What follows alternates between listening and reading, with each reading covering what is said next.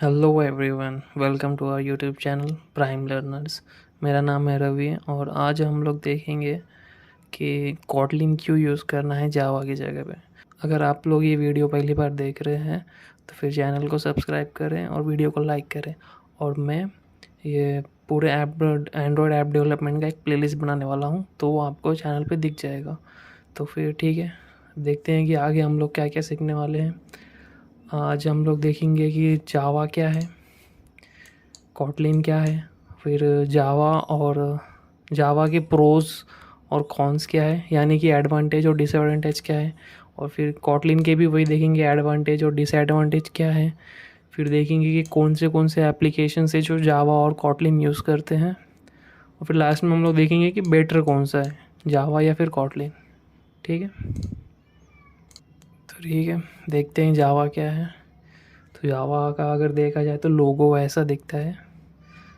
जावा अभी देखा जाए तो जावा सबसे पॉपुलर लैंग्वेज है। जो भी बिजनेस इंडस्ट्री है या फिर आईटी सेक्टर है, जावा सबसे ज़्यादा यूज़ होती है वहाँ पे। और जावा एक मल्टी प्लेटफॉर्म है, ऑब्जेक्ट ओरिएंटेड है, कॉन्करेंट ऑटोमेटिक मेमोरी मैनेज करती है। मल्टी प्लेटफॉर्म यानी कि अलग अलग प्लेटफॉर्म पे अवेलेबल है, जैसे विंडोज़ हो गया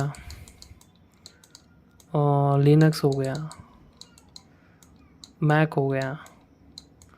तो जावा ये तीनों प्लेटफॉर्म पे अवेलेबल है, प्लस एंड्रॉयड पे भी जो हम लोग पढ़ रहे हैं उसमें भी अवेलेबल है जावा। फिर ऑब्जेक्ट ओरिएंटेड यानी ये एक प्रोग्रामिंग मॉडल है जिसके अंदर जो डेटा रहता है अपना वो बीच में रहता है, और जो उसके आजू बाजू रहते हैं वो फंक्शंस रहते हैं, फंक्शंस या फिर मेथड्स रहते हैं। तो हम लोग डायरेक्टली डेटा को एक्सेस नहीं करते हैं ऑब्जेक्ट ओरिएंटेड प्रोग्रामिंग के लिए, इसलिए डेटा सेफ रहता है। तो ये रहता है ऑब्जेक्ट ओरिएंटेड प्रोग्रामिंग। अभी concurrent with automatic memory management यानी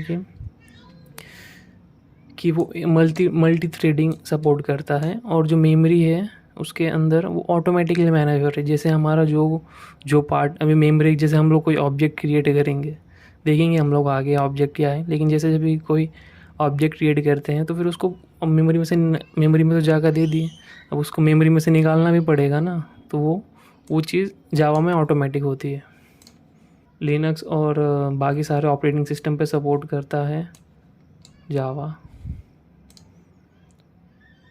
हाँ, और जावा को डेवलप किया था सन माइक्रो सिस्टम्स ने, और बाद में जावा को ओरेकल ने ख़रीद लिया। ठीक है, अब देखते हैं कॉटलिन के बारे में। तो कॉटलिन का ये ऐसा लोगो है, एंड देन कॉटलिन ये एक नई न्यूली क्रिएटेड लैंग्वेज है, यानी कि अभी ज़्यादा साल उसको हुए नहीं हैं, 2010 में ही है ये। तो फिर ऑलमोस्ट 12 साल हुए हैं। तो 2010 में तो डेवलप हुई थी, लेकिन उसको इम्प्लीमेंट करने के लिए टाइम लग जाता है। तो मे बी अराउंड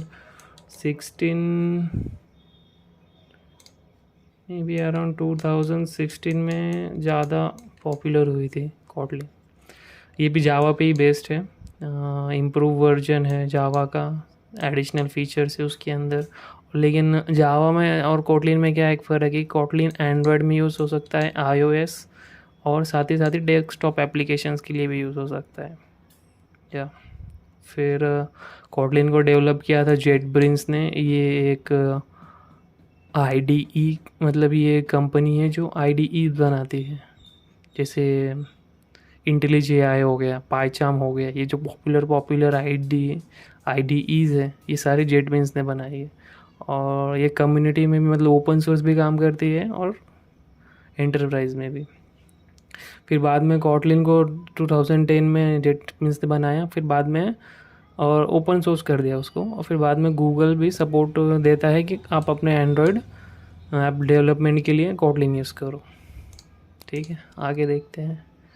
जावास के प्रोज और कॉन्स देखते हैं। तो जावा के कुछ प्रोज ये है कि प्लेटफॉर्म इंडिपेंडेंट है, यानी कि ऐसा बोला जाता है जावा के लिए कि आप एक बार लिखो और उसको कहीं पे भी रन करो। यानी कि सपोज़ हमने ये कोड लिखा है एक, और उसको रन किया तो एक ये बाइट कोड बनाता है 20 से। फिर हम लोग क्या करते हैं, एक JVM रहता है, ये BC और JVM को देते हैं तो रन करता है, अपना आउटपुट देता है। तो फिर अगर हमने ये स्टेप अचीव कर ली, ये बाइट कोड वाली स्टेप अचीव कर ली, तो फिर हम सिर्फ बाइट कोड किसको भी दें, XYZ को भी दें, तो ये बाइट कोड से वो सेम आउटपुट लेगा। ये एक मेन एडवांटेज है जावा का। फिर मैंने इसमें बताया था कि ऑटोमेटिक मेमोरी मैनेजमेंट है, यानी फिर हमने को कि मतलब किसको मेमोरी देना है और किससे मेमोरी लेना है वो ऑटोमेटिक हो जाता है। फिर टेंशन रहता नहीं है कि मेमोरी भर गई है या फिर मेमोरी लीक हो रही है, उसका टेंशन नहीं है।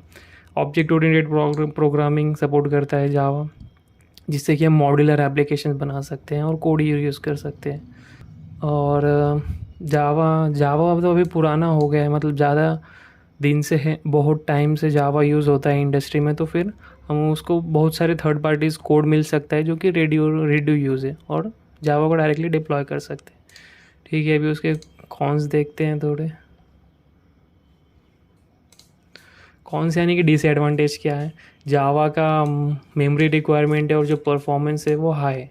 तो फिर उसकी जो रिक्वायरमेंट्स है, अभी JVM जैसे हमने बोला था, तो JVM को ज़्यादा मेमोरी चाहिए और प्लस परफॉर्मेंस भी ज़्यादा चाहिए, तब जाके वो ठीक से रन करेगा। हाँ, और अभी ये एक फ़ीचर तो ये है कि ऑटोमेटिक मेमोरी में, लेकिन हमारा उसके ऊपर कोई कंट्रोल नहीं है। जो गार्बेज कलेक्शन बोलते हैं, एक मतलब जो ऑटोमेटिक मेमोरी मैनेजमेंट का एक पार्ट है गार्बेज कलेक्शन, उसके ऊपर अपना कोई कंट्रोल नहीं है। ये एक उसका डिसएडवांटेज है। और जो जावा के नए वर्जन्स आए वाले हैं इन्हांसमेंट में, वो मोबाइल के अंदर अवेलेबल नहीं होते हैं जल्दी, मोबाइल डेवलपमेंट के अंदर। और जो एंड्रॉयड की APIs डिज़ाइन है, वो कुछ लिमिटेशन की वजह से प्रॉब्लम्स लाते हैं जावा के अंदर। तो देखते हैं अभी कॉटलिन के बारे में। तो कॉटलिन के प्रोज ये है, ठीक है। कॉटलिन मल्टी प्लेटफॉर्म है, जैसा कि हमने स्टार्टिंग में ही देखा। एंड्रॉयड, iOS और डेस्कटॉप एप्लीकेशन तीनों को सपोर्ट करता है कॉटलिन। और ये एक मेन एडिशनल फीचर ये डाला था कॉटलिन के अंदर कि उसके अंदर नल पॉइंटर्स नहीं रहते। यानी कि जब हमारे जो जावा प्रोग्राम्स थे, अगर उसमें हमने कोई नल डिफ़ाइन कर दिया फिर बाद में उसको यूज़ करते थे तो वो नल पॉइंटर देता था, लेकिन कॉटलिन नल पॉइंटर से सेफ़ है। तो फिर कोई उसमें नल का कुछ भी टेंशन ही नहीं है। फिर जो कॉटलिन है वो ऑब्जेक्ट ओरिएंटेड प्रोग्रामिंग का और फंक्शनल ओरिएंटेड प्रोग्रामिंग दोनों का कॉम्बिनेशन है। और कॉटलिन के अंदर एक नया फीचर ये है कि एक्सटेंशन फंक्शन। ये क्या रहता है कि हम जैसे जावा के अंदर ये हम लोग देखेंगे आगे, एक्सटेंशन फंक्शन और भी बहुत सारे फीचर्स हैं कॉटलिन के, लेकिन एक्सटेंशन फंक्शंस ये क्या रहता है कि एक पार्ट ऑफ कोड है, मतलब सिर्फ एक क्लास है। तो क्लास के अंदर हम लोग मेथड्स लिखते हैं, मेथड्स यानी कि बेसिकली फंक्शंस है। तो फिर एक ये बिलोंग, मतलब ये सारे जो मेथड्स हमने लिखे वो सारे इसको बिलोंग करेंगे। लेकिन सपोज़ हमें at a point of time कि मालूम चलता है कि यार हमें एक और मेथड चाहिए था, तो फिर हमको वो फिर से ये नहीं करना पड़ता है, हम सीधा सीधा उसका फंक्शन लिख देते हैं। ये सिर्फ कॉटलिन में अवेलेबल है, जावा में नहीं है।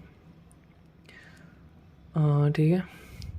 और जो कास्टिंग है, हाँ, कॉटलिन के अंदर स्मार्ट कास्टिंग फीचर है, यानी कि जब हम वेरिएबल्स यूज़ करेंगे तो वो अपने आप जो वेरिएबल का टाइप है उसमें कास्ट कर देगा, जो इससे कि जो एप्लीकेशन है उसकी स्पीड इम्प्रूव होती है और परफॉर्मेंस।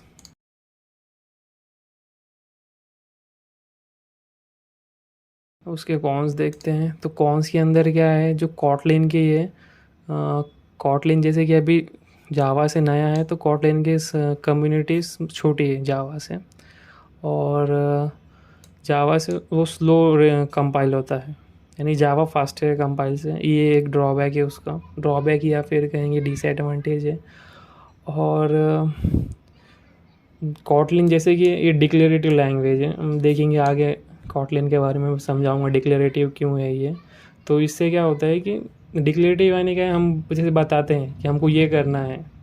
सपोज़ मुझे एक डेटा मुझे सपोज़ टीचर्स चाहिए, टीचर्स के लिए डेटा बनाना है, तो वो क्या करेगा, तो हम सिर्फ उसमें सिर्फ नेम, एज या फिर डेट ऑफ बर्थ और एड्रेस डालेंगे। तो डिक्लेरेटिव लैंग्वेज क्या करेगा, ये सब के लिए गेटर्स और सेटर्स अपने आप ही जनरेट कर देगा। वहीं और जावा में क्या होता है कि हमको ये खुद लिखना पड़ता है।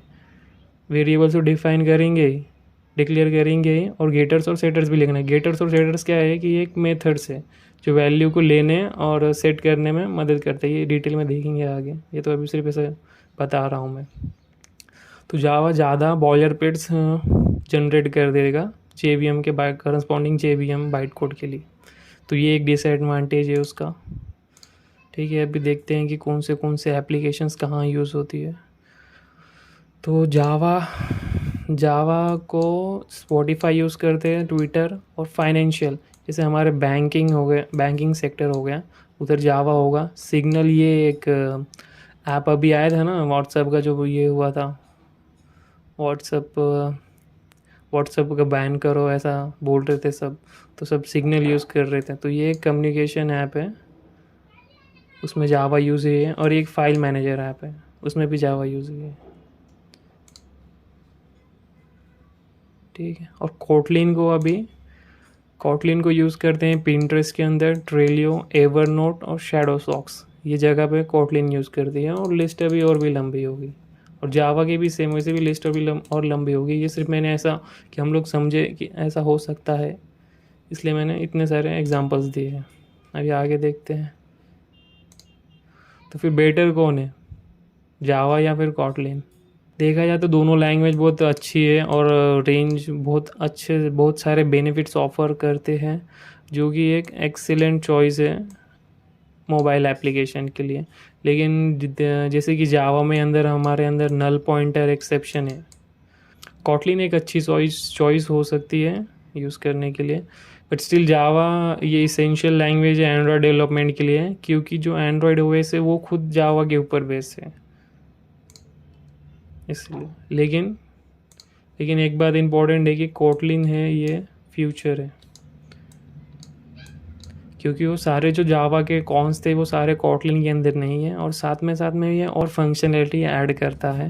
तो फिर हम लोग ये कंक्लूड कर सकते हैं कि कोटलिन ही फ्यूचर होगा, क्योंकि आगे सारे ऐप्स कोटलिन पे ही बनेंगे। और एक बात और है, मैंने इसमें प्रेजेंटेशन में डाला नहीं, कोटलिन के ऐप्स जावा पे JVM पे ही रन होते हैं। तो जावा और कोटलिन, इसका कुछ ये है ही नहीं, कोई भी यूज़ कर सकते हैं हम लोग। तो जावा और कोटलिन का कोई है ही नहीं। जावा के धीरे धीरे सारे जो जावा के ऐप्स थे वो कोटलिन पे शिफ्ट होने वाले। ठीक है गाइस, हम नेक्स्ट वीडियो में देखेंगे कोटलिन का इंट्रोडक्शन, और मैं आपको एक चीज़ बताऊंगा, एक वेबसाइट बताऊंगा जिस पे हम लोग कोटलिन के कोड प्रैक्टिस करेंगे।